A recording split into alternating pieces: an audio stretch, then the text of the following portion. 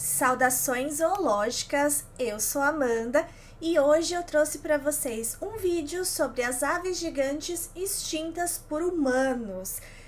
Quando eu falo aqui gigantes, não significa necessariamente que elas foram imensas, mas a gente diz gigante em comparação aos seus parentes mais próximos, que são menores. Algumas delas sim eram gigantes, mas outras nem tanto.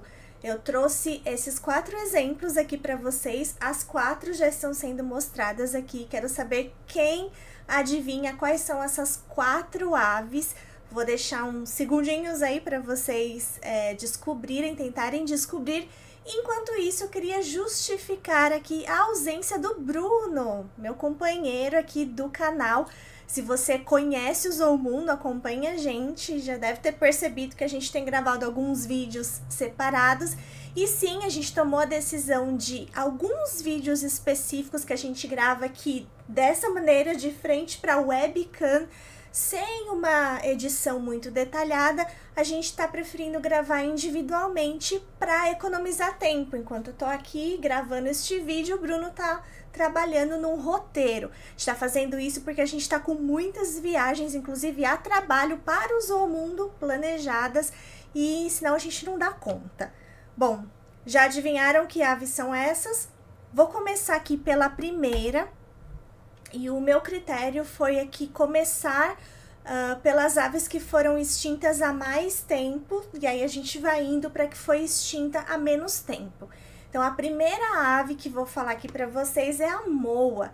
Então, a moa não é apenas uma espécie, né? Moa é um grupo de algumas aves imensas, endêmicas da Nova Zelândia. Elas pertenciam à família Dinornithidae, dentro de uma ordem chamada Dinornithiformes.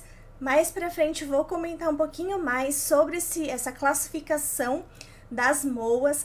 Elas foram descritas pelo Richard Owen em 1843. Richard Owen, para quem não conhece, foi um naturalista que cunhou o termo dinossauro. Ali pela primeira vez descreveu muitos dinossauros, avianos, não avianos, e outros animais pré-históricos.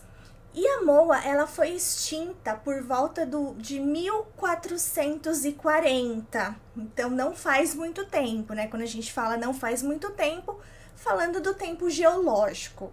E quais foram as causas da extinção da moa? Foi a caça excessiva realizada pelos primeiros humanos que habitaram a região da Nova Zelândia, que foram os Maori. Então, além disso, eles também foram responsáveis pela destruição dos seus hábitats naturais. Trouxe aqui algumas fotos aqui para mostrar para vocês. Essa aqui são 4 espécies aqui de moas. Então, dá para ver que as maiores espécies pertencem a esse gênero aqui, Dinornis. E essa aqui, a menorzinha, é o Anomalopteryx. Então, um grupo relativamente bem diverso. Aqui a gente tem Dinornis, então, que era um dos gêneros os maiores, né? Megalopteryx. E aqui, olha que interessante, a gente tem aqui um pé de moa mumificado. Então, dá para ver bem as estruturas, olha o tamanho dessas garras. E preservado aqui num tipo de mumificação, dá para ver até as escamas. Olha só que interessante. E qual que era o tamanho das moas, né? Então, variavam entre as diferentes espécies, mas a maior espécie que eu já comentei, né? Dinornis robustus, que podia atingir uma altura de até 3,6 metros, então pouco mais de 3,5 metros. Imagine, gente, uma ave com mais de 3,5 metros de altura, um bicho imenso. E ela podia pesar cerca de 230 quilos. E quando a gente vai estudar as moas, né, a gente encontra aqui que a águia de Haast era uma águia, né, uma das maiores águias, se não a maior que já existiu no nosso planeta. E a águia de Haast era predadora de espécies de moa. E aí o que aconteceu? Com a extinção das moas, consequentemente as águias de haste também foram extintas, porque elas ficaram sem o seu principal alimento. Aqui a gente tem aqui uma ilustração, né, mostrando então esses humanos caçando moa. Então provavelmente eles usavam tanto a carne desses animais como seus ovos. E aqui, esse aqui é o Richard Owen com o esqueleto de moa que ele descreveu. Então, uma ave impressionante do grupo das ratitas, as aves que não voam. Então, dá pra ver bem a estrutura, né? Seria incapaz de voar com essa estrutura toda. E da moa, a gente vai pra ave-elefante. E aí eu coloquei aqui esse cladograma que mostra as relações de parentescos dessas aves aqui, que são as paleognatas, que são justamente essas aves que não voam. Então, a gente tem os representantes atuais aqui e os extintos. Então, as moas, elas fazem parte desse grupo aqui de Dinornithiformes, e os parentes mais próximos das moas são os tinamus, que são aves que existem até hoje. Agora, as aves elefantes, elas pertencem a esse grupo aqui, Epiornithiformes. E os parentes mais próximos, hoje em dia, das aves elefantes são os kiwis, né? Também da região ali da Nova Zelândia. Então, os dois grupos, né, que eu comentei até o momento, possuem parentes próximos hoje em dia, que são diferentes, né? Bem diferentes deles, mas eles têm muitas características em comum, por isso são parentes próximos.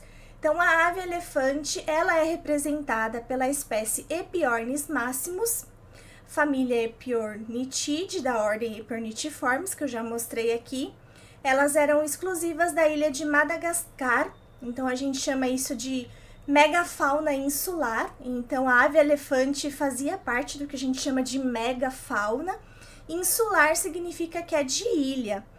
Em ilhas, a gente tem dois fenômenos bem interessantes, o gigantismo insular e o nanismo insular.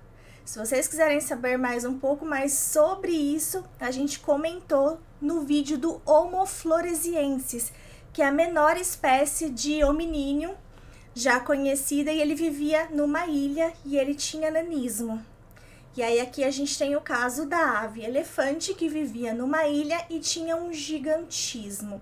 Então, você tem esses dois fenômenos que são encontrados em ilhas. E aí assiste lá o vídeo do Homo floresiensis, que eu explico direitinho o motivo, as hipóteses que explicam esses dois fenômenos que ocorrem em ilhas, mas que são antagônicos. Elas foram descritas em 1851, extinta entre os séculos 17 e 18, mas a última evidência confiável sugere que elas desapareceram, que elas foram de fato extintas por volta do ano de 1650. E quais foram as causas da extinção da ave elefante? Caça excessiva pelos humanos e destruição do seu habitat natural. Mesma coisa ali da moa, na verdade, mesma coisa das 4 aves que eu vou falar aqui hoje. Mas também, no caso aqui da ave elefante, teve a introdução de espécies exóticas, né, não nativas, que pode ter contribuído para a extinção desse animal. Uma curiosidade bem legal, né? Então, o tamanho dela, ela tinha até 3 metros de altura. Então, ela era um pouco menor em altura do que a moa, do que as moas, né, mais altas. Mas ela pesava mais. Ela podia pesar até 500 quilos. Então, por isso que a gente considera ela a maior ave, né, que já existiu por causa desse tamanho robusto. Uma das maiores, né, pelo menos. E agora, os seus ovos, eles eram sim os maiores ovos, né, dentre todas as aves e os répteis de uma maneira geral. Os dinossauros, né, as aves são dinossauros. E o ovo dela, de uma ave elefante, ela tinha a capacidade de 8,5 litros, que é mais ou menos 170 vezes o volume de um ovo de galinha. E era maior também do que as maiores espécies de dinossauros não avianos. Por quê? Porque o ovo, ele é uma estrutura muito peculiar, porque apesar dele ter casca dura, ele não é tão rígido, porque ele tem que permitir a respiração, né, as trocas gasosas ali do embrião. Então ele não pode ser muito rígido, ele tem que ser poroso, ele é poroso. Só que ao mesmo tempo, se uma estrutura que é porosa, ela for grande demais, essa estrutura se torna menos resistente e pode quebrar facilmente. Então existe um tamanho máximo ótimo para os ovos, e aí esse tamanho ele foi atingido, até onde a gente sabe, com a ave elefante. E aqui estamos eu e o Bruno no Museu de História Natural de Taubaté, que é um museu incrível no interior de São Paulo, a gente sim recomenda demais. E tem um esqueleto ali de uma ave elefante, tem réplicas dos ovos também, né? Esse esqueleto é uma réplica também, mas é bem impressionante ver o esqueleto desse bicho de perto. Nossa terceira ave aqui dessa lista é o dodô, o Rhapus cuculatus. E o dodô é uma ave super famosa e que, por incrível que pareça, ele é parente das pombas. O dodô é uma pomba gigante, né? Lembra que eu falei do gigantismo insular? O dodô, ele vivia nas Ilhas Maurício, no Oceano Índico, e então ele é uma pomba que é um caso de gigantismo insular. Para vocês terem uma ideia, o parente próximo do dodô atual, né, o parente mais próximo atual do dodô é a pomba de Nicobar, que é esse bichinho aqui, super bonitinho, né? Então é o parente atual mais próximo do dodô. O dodô é um caso assim bem peculiar, porque ele foi descoberto, tudo indica que ele foi descoberto em 1598, né, aqui nas Ilhas Maurício, que fica perto aqui de Madagascar. A primeira referência histórica ao dodô apareceu nessa ilustração aqui, que é de 1601. E o dodô, ele tá sendo representado aqui, tá vendo? Então esse aqui é o dodô. A primeira vez que foi feita menção a ele foi em 1598 e a primeira vez que ilustraram ele, que a gente tem conhecimento, foi em 1601.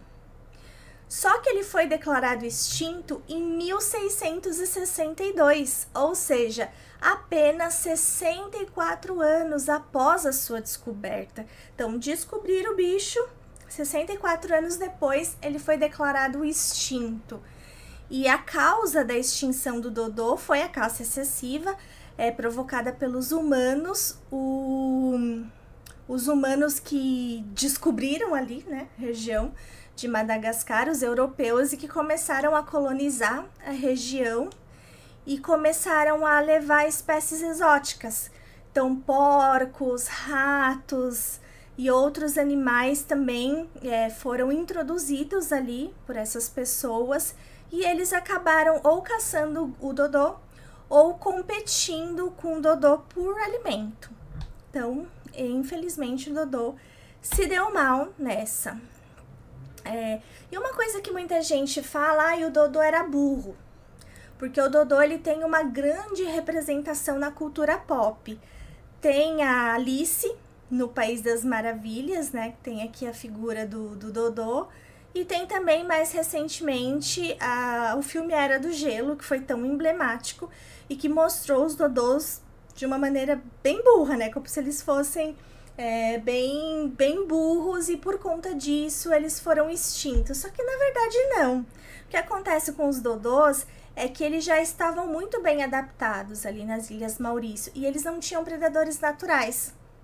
Então, quando os humanos chegaram e todos aqueles animais exóticos foram introduzidos, isso foi uma novidade para os dodôs. Eles não estavam acostumados com predadores, então eles se aproximavam das pessoas, né? Eles não fugiam.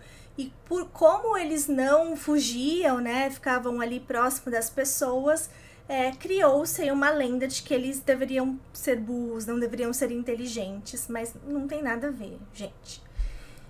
Mas uma coisa bem interessante do dodô é que ele é considerado um símbolo da extinção causada pela atividade humana, e ele serve como uma espécie assim bandeira, um exemplo super importante na conservação moderna. Porque o que acontece? Quando o dodô ele foi descoberto, alguns indivíduos eles foram levados para alguns países da Europa e alguns países da Ásia, mas principalmente da Europa. E aí o pessoal achou assim um bicho muito exótico e muita gente começou a fazer ilustração do bicho. Só que essas espécies que foram levadas, né, para Europa, para Ásia, elas foram morrendo. Enquanto isso, os bichos lá das Ilhas Maurício também foram morrendo, os dodôs de lá. Só que o pessoal fazia muitas ilustrações do dodô. Aqui tem uma.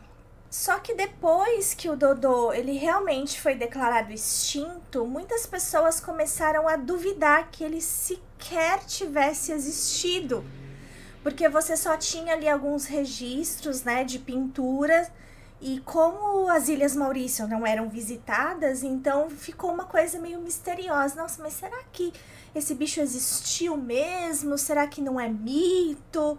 Você tem as pinturas e tal. Mas aí, alguns pesquisadores encontraram restos de dodô.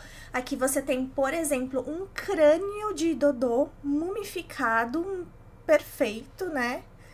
E aí foi comprovado, né, lá no século XVIII, ok, o dodô existiu e não existe mais. E isso meio que deu um nó na cabeça das pessoas, principalmente por motivos religiosos. Por quê? Porque além da ideia de que um Deus criou tudo, só ele que poderia extinguir as espécies, né? Então, a ideia de que humanos são capazes de extinguir espécies, foi uma coisa assim nova, né? Como que a gente pode provocar o desaparecimento por completo de um ser vivo? Então isso deu assim esse choque nas pessoas. Então esse animal acabou virando símbolo de que os seres humanos, eles de fato podem levar espécies à extinção, e é por isso que a gente precisa preservá-las. E o último animal dessa lista, a última ave dessa lista, se chama arau gigante. Ele é um pouco menos conhecido do que o dodô aqui no Brasil, mas fora do Brasil ele é bastante conhecido. Ele também não era gigante, apesar do nome arau gigante, porém ele era bem maior do que os animais da família dele. Então ele era do grupo Caradriformes, da ordem Caradriformes. Dentro dessa ordem ele pertencia à família Alcide, que inclui as tordas e os airos. Não sei se vocês conhecem essas aves, mas aqui, por exemplo, a gente tem um airo. Então, umas aves bem bonitas, costeiras e tudo mais, com hábitos aquáticos. E o arau gigante, então, é a maior espécie dessa família. Ele tinha entre 75 e 85 centímetros de altura e podia pesar 5 quilos. Onde que ele viveu? Ele não era exatamente de ilhas, mas ele vivia em algumas regiões do Atlântico Norte, como por exemplo, Canadá, Groenlândia, Islândia, Noruega, Irlanda e Reino Unido. Ele foi descrito pelo Linneu, né, o grande taxonomista, o pai da taxonomia, em 1758, e ele foi declarado extinto em 1852. A causa da extinção foi a caça intensiva para a obtenção de carne, ovos e penas, e além de coleta de espécimes para coleções científicas. Por quê? Porque esse bicho, a partir do momento que ele começou a ser conhecido, muitas pessoas queriam ter ele, né, em suas coleções. Antigamente existia algo que a gente chama de gabinetes de curiosidades, né? Então eram pessoas que gostavam de colecionar materiais biológicos, esqueletos, penas, peles. E aí que surgiu, né, o conceito de museu, veio a partir desses gabinetes de curiosidade. Mas esse animal, infelizmente, ele foi muito caçado, né, muito coletado para compor essas coleções. E olhando para eles, eu acredito que vocês devem ter lembrado de um pinguim. Sim, ele era muito parecido com um pinguim, só que isso não significa que eles são parentes próximos, não tem nada a ver, são distantes. mas isso é o que a gente chama de convergência evolutiva, que é quando organismos de diferentes, que não são relacionados, né, pertencem a diferentes grupos, eles acabam sendo semelhantes porque eles sofreram pressões seletivas parecidas, e aí eles desenvolveram características parecidas. No caso do aral gigante, ele era uma ave que mergulhava, né, muito parecido realmente com os pinguins.